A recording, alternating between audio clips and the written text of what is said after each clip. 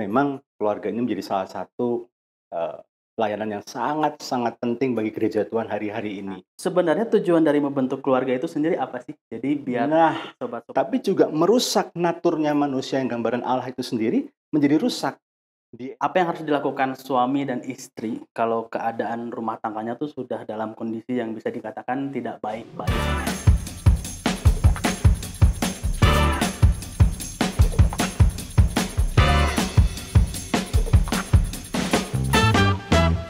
Hai Sobat SIC, welcome back to Sharing is Caring, yaitu suatu wadah yang terbentuk karena adanya keresahan-keresahan yang muncul dalam kehidupan kami sehari-hari. Dan kami coba mencari jawabannya dari sahabat-sahabat spesial kami. Semoga sharing ini dapat menambah referensi dan bermanfaat untuk Sobat SIC.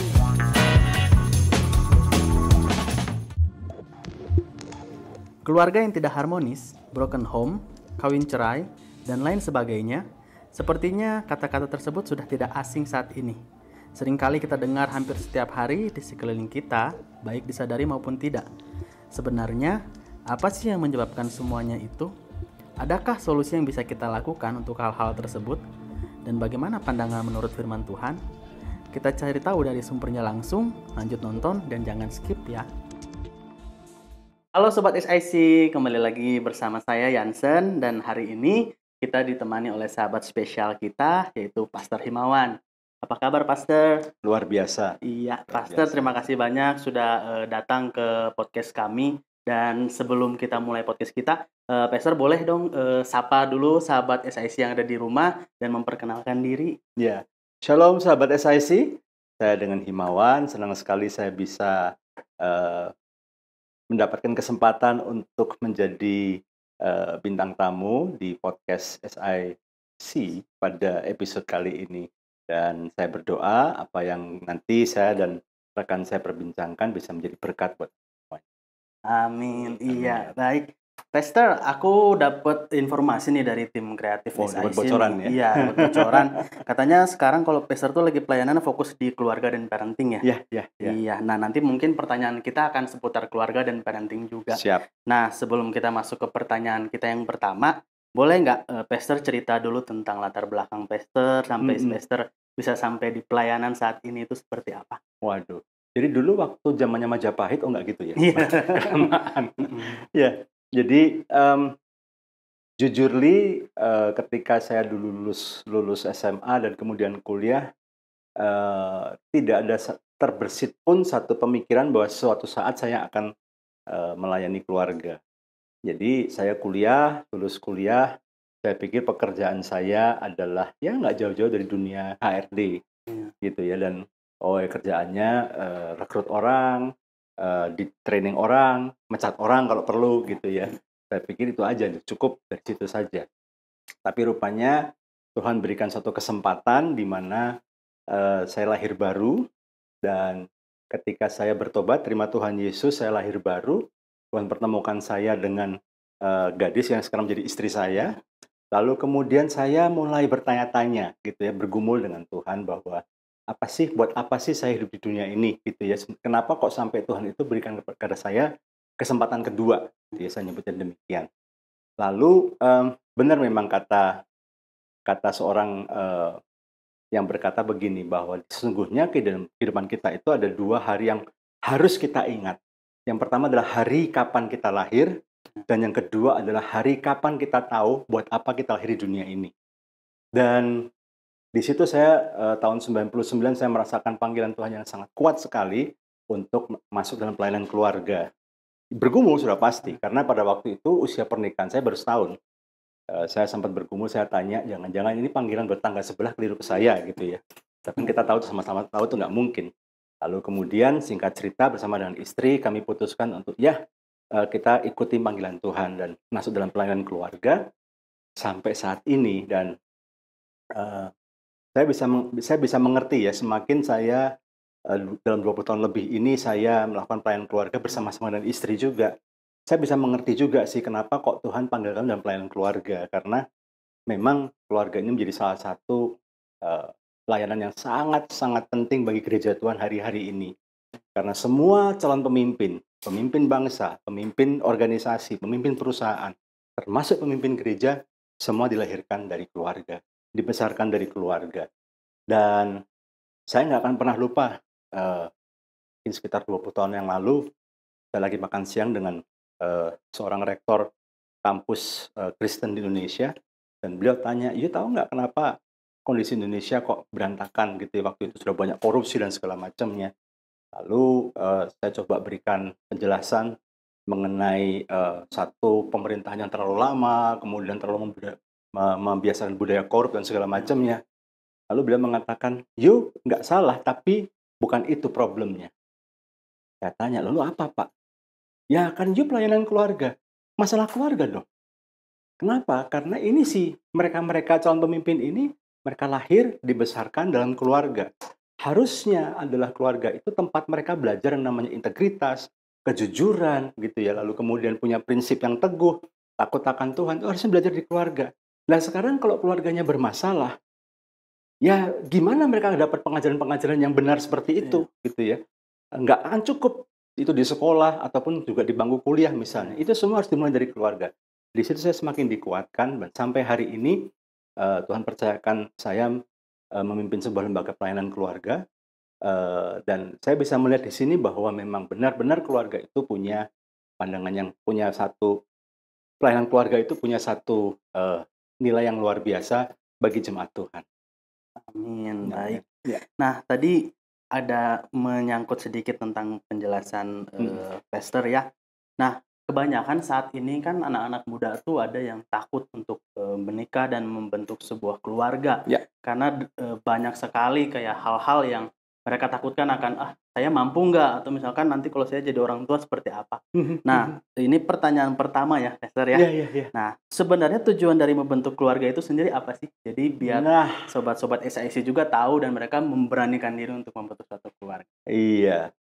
Memang sih sampai terakhir saya dan teman-teman hamba Tuhan kami suka sharing gitu ya ketika ada pasangan yang mau membangun keluarga.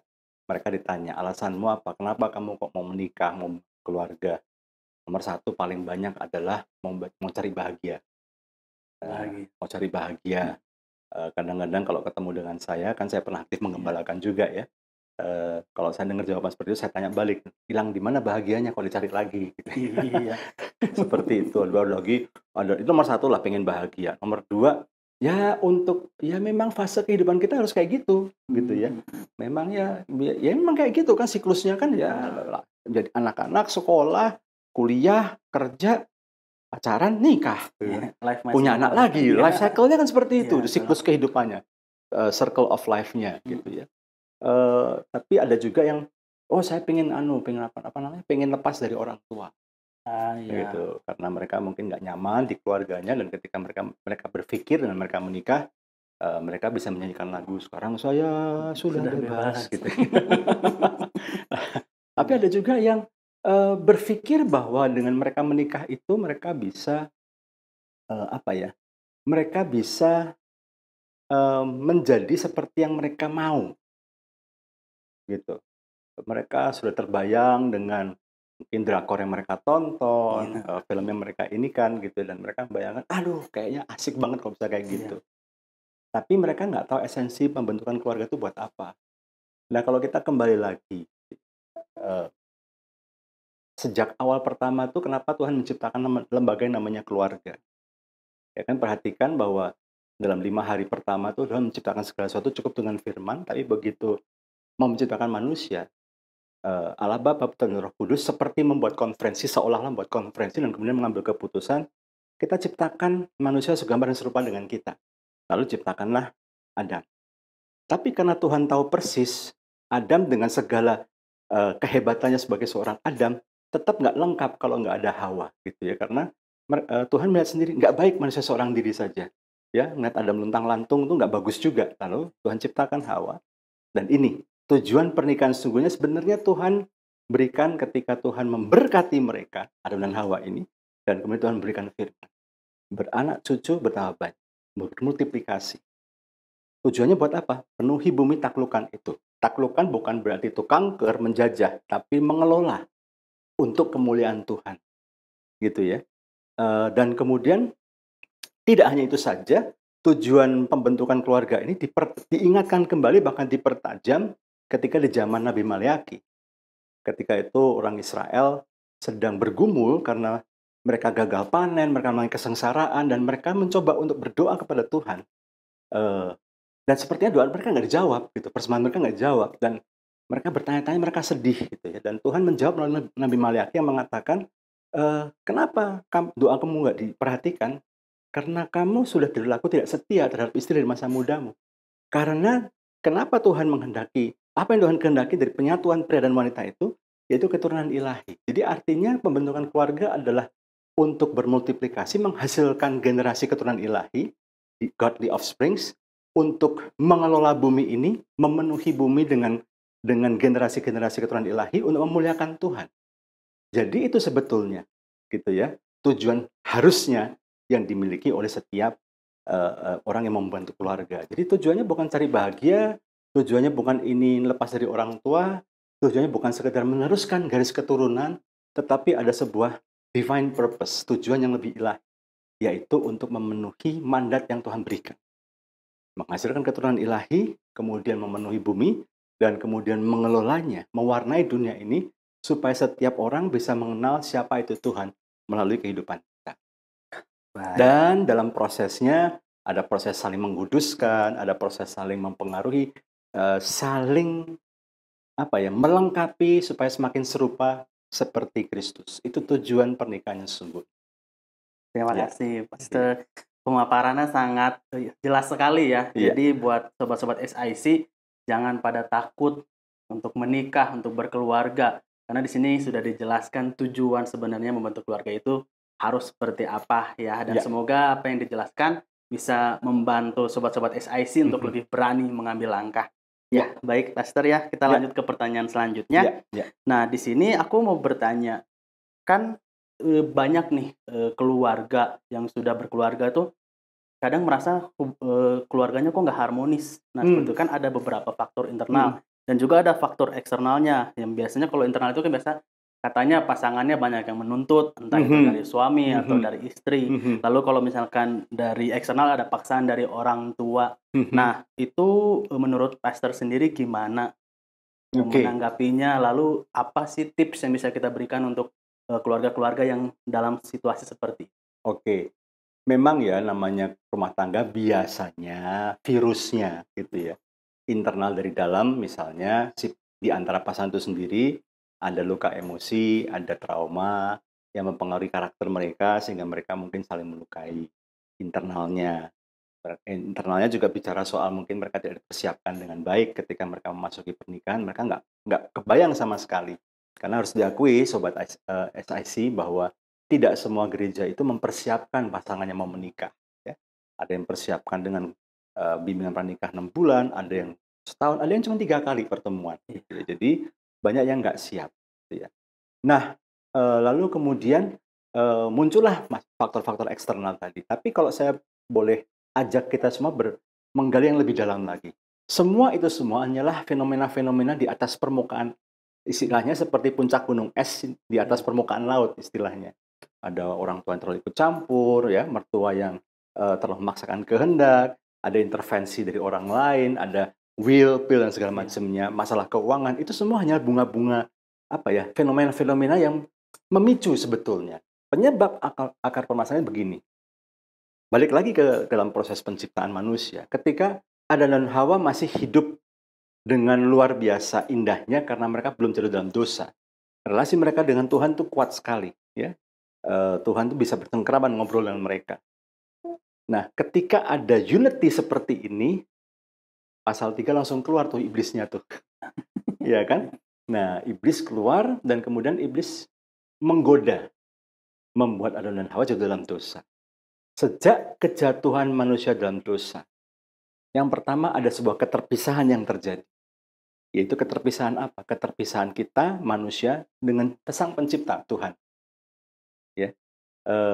Keterpisahan ini memang membuat akhirnya manusia nggak bisa lagi intim dengan Tuhan. Manusia nggak bisa layak di hadapan Tuhan. Karena dosa itu tadi. Tapi juga dosa ini membuat akhirnya setiap manusia sampai hari ini ya lebih cenderung untuk mudah melakukan perbuatan yang menyakiti Tuhan atau mendukakan Tuhan atau bahkan menjauh dari Tuhan.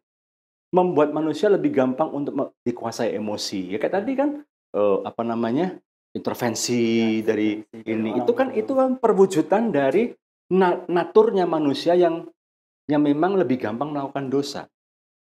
Nah, jadi itu akar permasalahan sebetulnya. Itu kenapa saya sering mengatakan, kalau ingin memulihkan keluarga, let's go back to basic. Kebanyakan seminar-seminar pernikahan, saya nggak bilang itu jelek ya. Kami sendiri di lembaga kami juga kami memberikan pemuritan tentang pasutri. Tetapi kami ingin mengajak setiap keluarga-keluarga, khususnya sahabat SIC, untuk ya kita balik lagi ke basic lah. Karena di dalam firman Tuhan itu ada blueprint Allah tentang pernikahan. Kehendak Allah tentang pernikahan itu yang awal seperti apa? Tujuan kenapa Allah menciptakan manusia dan menciptakan lembaga pernikahan itu apa? Kita mesti balik lagi ke situ. Supaya kita tahu ini loh akar permasalahannya. Dosa ini membuat akhirnya tidak hanya membuat hubungan manusia dan Tuhan menjadi menjauh, tapi juga merusak naturnya manusia yang gambaran Allah itu sendiri menjadi rusak. DNA untuk intim itu menjadi rusak. DNA untuk saling berbagi terbuka menjadi rusak karena dosa. DNA untuk setia menjadi rusak karena dosa. Jadi ini yang menjadi pangkal persoalannya. Nah, ketika pasangannya mau menikah, ya, belum bisa atau masih bergumul dengan natur daging ini, masih mengedepankan dagingnya, nah ini bahaya. Ketika pasangan membangun pernikahan, bukan menjadikan Tuhan sebagai pusat dan firman-Nya sebagai landasan, mereka dalam potensi bahaya. Karena ketika manusia masih membangun pernikahan atas egonya, atas ambisinya, pasti suatu saat akan tinggal tunggu waktu. Maaf, bukan saya mengutuk ya, tapi tinggal tunggu waktu lagi. Pasti mereka akan menghadapi masalah-masalah. Karena natur dagingnya, natur egonya masih terlalu tinggi. Gitu. Terima kasih Pastor untuk penjelasannya ya. Sangat jelas sekali ya. Jadi untuk faktornya itu biasanya datang dari dalam diri ya. Dosa kita belum bertobat, termasuk nggak bisa mengendalikan keuangan, termasuk boros ya, termasuk dia pikir karena dia pengen kelihatan wah, makanya dia belanjanya nggak keruan, akhirnya membuat keuangan kacau. Itu semua awalnya dari situ, dari dosa. Iya. Mantap penjelasannya ya. Nah, lalu kita lanjut ke pertanyaan selanjutnya ya, Pastor ya. Nah, di pertanyaan yang selanjutnya ini, aku mau minta tips nih, kalau misalkan apa yang harus dilakukan suami dan istri kalau keadaan rumah tangganya tuh sudah dalam kondisi yang bisa dikatakan tidak baik-baik. Seperti itu. Apa yang harus dilakukan? Bisa saling mengalah atau memaafkan, mengampuni. Nah, mungkin tips dari Pastor sendiri gimana? Iya. Saya diingatkan pada beberapa adegan kalau sahabat SIC sering nonton film ya. Apalagi kalau filmnya ada adegan misalnya ada penyanderaan di sebuah gedung gitu ya, ada masalah gitu. Itu pasti dari tim penyelamatnya pasti minta blueprint. Mana blueprint gedungnya gitu ya. Supaya mereka tahu seluk-beluknya, masuknya dari mana dan segala macamnya. Tapi blueprint bukan hanya untuk mereka tim penolong saja dalam konteks ada penyanderaan, tapi ketika sebuah bangunan gedung bermasalah, sering retak misalnya gitu ya. Maka seringkali untuk memperbaikinya secara lebih permanen, maka kita perlu melihat kembali kepada blueprint-nya. Balik lagi blueprint dilihat lagi. Kenapa dia bermasalah? Oh, plumbing sistemnya misalnya, saluran airnya nggak bener nih misalnya. Ketahuan dari mana? Ini blueprint-nya harusnya begini. Ini kok begini gitu ya misalnya ya. Pantesan bocor misalnya. Nah, kalau bocor rebesannya ini rusak misalnya. Nah, kita tahu dari mana? Semua dari cetak biru blueprint. Jadi kalau sedang tidak baik-baik saja, bagi saya cara yang terbaik adalah yang pertama ya, cari dulu. Bisa sama-sama, tapi saya sangat menyarankan biasanya kalau dua orang ini lagi bermasalah, sulit untuk bersama-sama menyatukan hati kalau nggak dibantu oleh pihak yang berkompeten. Maka jangan sungkan untuk cari pertolongan. Itu saran saya yang pertama. Gitu ya. Kemudian yang kedua terbuka, jujur ya. Ini hal yang tidak mudah, tapi 20 tahun lebih saya dan istri melayani pasutri, kebanyakan dari mereka pasti 1 jam pertama, bahkan 1,5 jam pertama sibuk menceritakan pembelaan diri dan menjelek-jelekan pasangannya. itu hal yang sering terjadi, gitu ya. Tapi kami lebih tertarik pada kita coba gali lagi. Kita pengen cari tahu ini akar permasalahan di mana. Dan rata-rata pasangan yang bermasalah biasanya pasti mereka juga bermasalah dalam relasi mereka dengan Tuhan. Jadi ketika, yang saya katakan tadi, ketika Kristus bukan lagi pemimpin di rumah tangga itu, Kristus bukan lagi pusat di rumah tangga itu, firman-Nya bukan lagi sebagai fondasi, tapi sudah lebih kepada budaya, tradisi, ambisi, egonya yang memerintah, yang digunakan untuk membangun pernikahan, pasti akan bermasalah. Jadi kami beresin dulu fondasinya, beresin dulu relasi mereka dengan Tuhan, gitu ya. Lalu ketika relasi dengan Tuhan beres, ketika mereka mulai bertumbuh dalam firman, lalu kemudian baru mereka bisa menemukan, oh iya ya, saya sadar, memang suami saya seperti ini, tapi sekarang saya ngerti juga, saya sendiri juga punya saham salah di sini. Oh iya, istri saya memang begini-begini, tapi saya juga punya saham salah. Dia nggak akan seperti itu, kok saya nggak lebih dulu melakukan seperti ini. Gara-gara saya begini, maka istri saya jadi begini. Akhirnya jadi aksi-reaksi dan kemudian saling melukai. Jadi akhirnya setelah mereka dibawa kembali kepada fondasi dibenarkan kembali, atau istilah saya dikalibrasi kembali, hati mereka, pikiran mereka, prinsip mereka dikalibrasikan lagi kembali kepada firman Tuhan. Mereka kemudian baru bisa menyadari persoalannya di mana, dan kemudian mereka baru bisa saling mengampuni, rekonsiliasi. Mereka minta ampun di hadapan Tuhan, mereka mendapatkan kasih Tuhan, mereka saling mengampuni. Ini harus. Kalau nggak bisa. Kalau ada luka, harus diberesin di situ. Ya, harus diberesin di situ. Dan kemudian setelah itu, apa yang harus dilakukan lagi? Mereka harus bertumbuh dalam sebuah komunitas, gitu. Jadi kalau mereka ada di gereja lokal, kami encourage mereka untuk masuk dalam komunitas. Kalau mereka belum punya gereja lokal, kami biasanya akan kembalikan mereka, tanamkan mereka, cangkokkan mereka dalam sebuah gereja lokal yang memang kami tahu punya pengajaran yang sehat, punya kebiasaan bangun komunitas yang sehat, kami kembalikan ke sana. Dan biasanya karena ada support system yang sehat, karena ada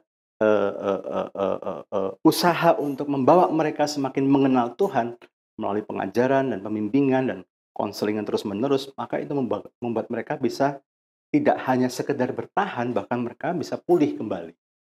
Nah, tapi kembali saja, tentu saja ini keputusan tangan mereka. Apakah dalam 20 tahun lebih kami selalu berhasil memulihkan mereka? Jawabannya dengan jujur saya harus mengatakan tidak. Ada waktu-waktu mereka lebih mendengarkan emosi mereka, luka mereka, dan mereka memutuskan untuk kami nyerah aja. Kami nggak sanggup. Ya udah, kami tidak bisa berbuat banyak. Tetapi kalau mereka, ya kami mau coba, ayo kita tuntun sama-sama yuk, gitu ya, kita belajar sama-sama supaya kita take the baby steps lah ya, langkah-langkah bayi untuk mereka bisa memulihkan rumah tangga mereka. Gitu. Dan yakinlah ketika kita berjuang untuk mempertahankan pernikahan itu layak untuk diperjuangkan kok, layak banget diperjuangkan. Dan saya yakin ketika pasangan-pasangan yang berhasil menang mengatasi masa-masa sulit mereka dan mereka bisa pulih, itu pasti menjadi pribadi-pribadi yang berbeda, lebih baik, dan bahkan mereka bisa menjadi berkat. Lalu bagaimana cara kita menerapkan parenting yang sejalan atau sesuai dengan ajaran firman Tuhan? Ya, bayi itu lahir sudah membawa kecenderungan untuk melakukan dosa.